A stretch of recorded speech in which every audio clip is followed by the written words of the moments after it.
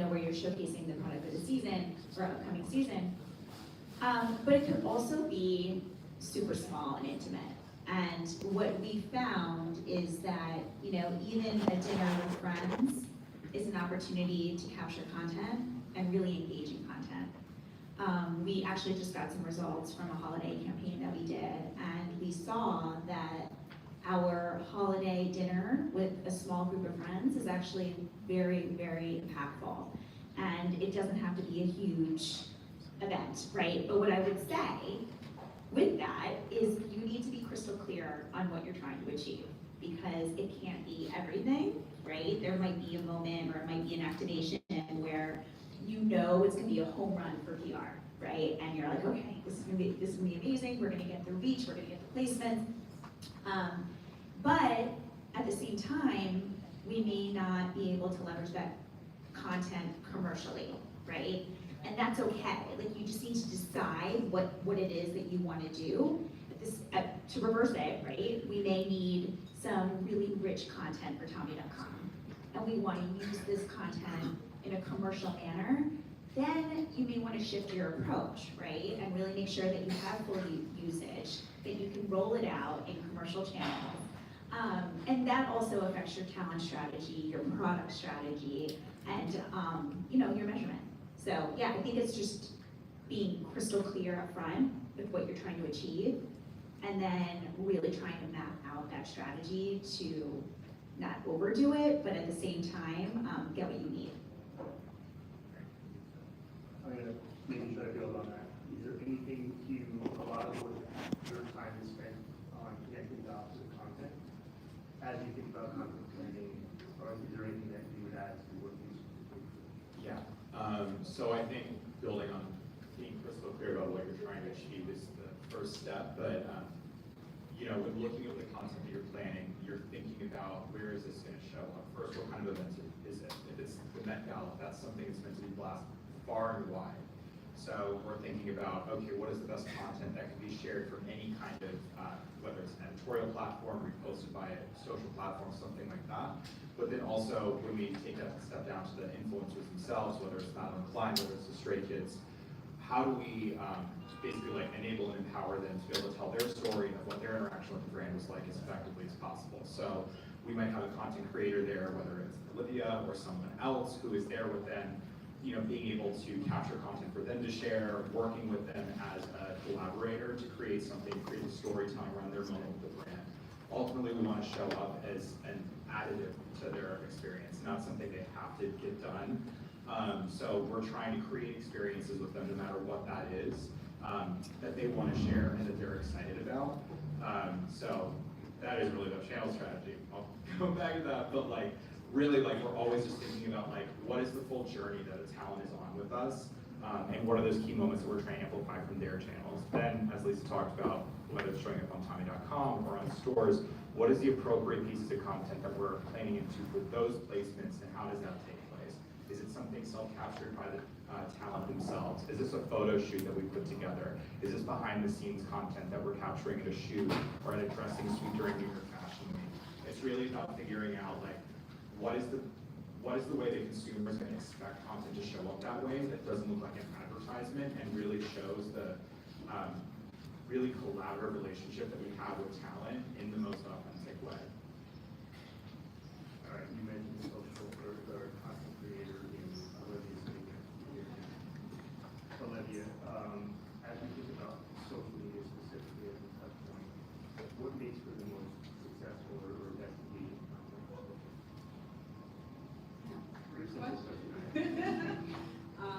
As we know, there's so many platforms now, there's so many different types of content out there, so I think it's hard to say that there's one thing that's going to do well on every single platform. I would say that there's moments for the beautiful campaign imagery that we get as a brand on Instagram, Facebook, Twitter, but there's a lot of value in those less produced moments where it feels really authentic and it feels like you can really connect with the person who's on the other side of the camera. So for example, like Hugh mentioned, capturing iPhone content when we're at the Met Gala. We have beautiful images on Instagram, and then you go to TikTok and you get a closer look of what those moments actually were. Tommy behind the scenes acting like he's a bellhop, Madeline Klein lip syncing to the latest trend.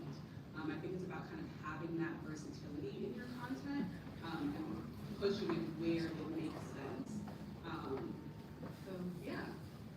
Just want to do a time check, because I didn't check when you started, what was the outfield? All right, so, thank you, Olivia.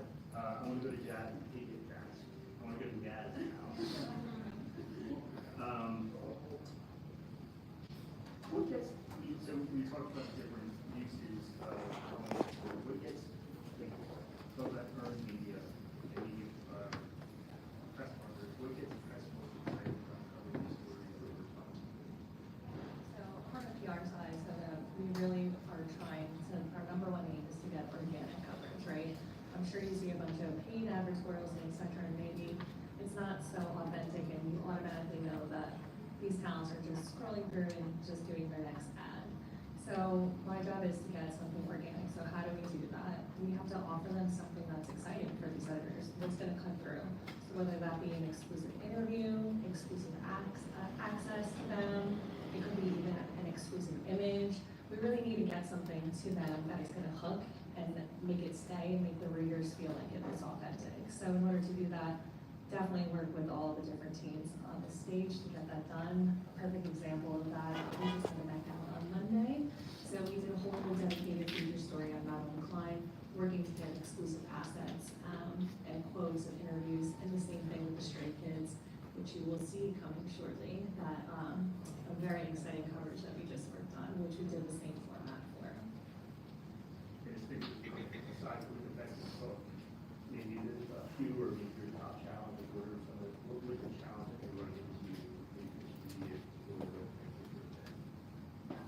One challenge could be learning the talent's goals as opposed to our brand goals. So a good example of that is what product are we pushing, and maybe the talent choosing the product that they like. Also, another challenge that comes about for PR is we don't, a lot of times there's traditional advertorials, like I just mentioned before, and the traditional media advertising. We typically, like I mentioned before, like to get everything organic, so that could be a challenge. And then also just brand awareness, making sure that we are the number one spoken about brand, competing with all of the other brands out there as well. Olivia, coming back to you, aside from the content itself, is it just trying to, how do you stay on top of the trends that are emerging on social? Yeah, my secret tip is to make a separate account that's just for keeping an eye on what's going on the platform. I have an Instagram account where I go follow my friends, I follow my family, I just follow fashion brands, fashion creators. It's important to have both, so you're not just consuming brand content, you're also seeing what are creators doing, what's like going viral. And then on top of that, not just within your space, it's really important to follow people outside of your space. It's really easy to get siloed in with what's going on in the fashion space and miss out on all this cool content opportunity that you also could take advantage of in your space. So I'm following people in the skincare space, the makeup space, the bedding space, the food space. So I think that's a really easy way to kind of keep an eye on what's going on. On TikTok, if you just search some things, the algorithm will change like that.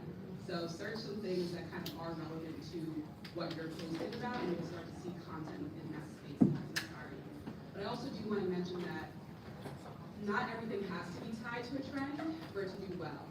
We have things that are just kind of like about the moment, that are specific to our brand. If it's entertaining, if it's educational, if it's beautiful, it has the potential to do really well. So I wouldn't say too tied to trends, but it is really important to stay on top of what's going on in each platform.